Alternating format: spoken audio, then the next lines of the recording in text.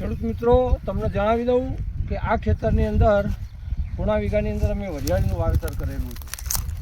જે વરિયાળીનું વાવેતર અમે કર્યું અને વરિયાળી અમારા એકંદરે 30 મણનો ઉતાર મળ્યો અમને અને એવરેજ ભાવ 3000નો મળ્યો અમને, જે ગઈ સાલ કરતાં ઘણો ઓછો છે. ગઈ સાલ અમને આ જ વરિયાળીનો ભાવ 5000ની એવરેજમાં મળ્યો હતો, જેથી અમે 1.5 લાખનું ઉત્પાદન લઈ શક્યા હતા. પરંતુ આ સાલ થોડું વાવાઝોડાની પણ અસર થઈ હતી, વરિયાળી ભાગી ગઈ હતી, તેમજ યુદ્ધના કારણે ભાવમાં પણ ખારો એવો ઘટાડો થયો, જેથી કરીને અમને 3000ની એવરેજ મળી. જો 3000ની એવરેજની જગ્યાએ 5000ની એવરેજ મળી તો આ સાલ પણ અમે પૂણા વીઘાની અંદર 1.5 લાખની વરિયાળી એટલીસ્ટ કરી શકતા હતા. પરંતુ ખેર જે મળ્યું એ ખરું, 90000ની વરિયાળી અમે આની અંદરથી લીધી છે અને હવે ફરીવાર આની અંદર કપાસની વાવેતરની તૈયારી કરવા માટે વરિયાળીની અંદર અમે રોટાવેટર મારી દીધું.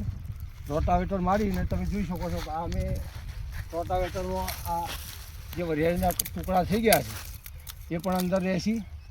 તેમજ અમારે પોતાની ગાયોનું ને ભેંસોનું જે સાણ છે એ અમે ખેતરની અંદર પૂરેપૂરું ભરી કાઢ્યું છે અને હવે આ સાણને અમે ફેરવી દઈશું ખેતરની અંદર અને પછી આની અંદર ખેડ કરી દઈશું.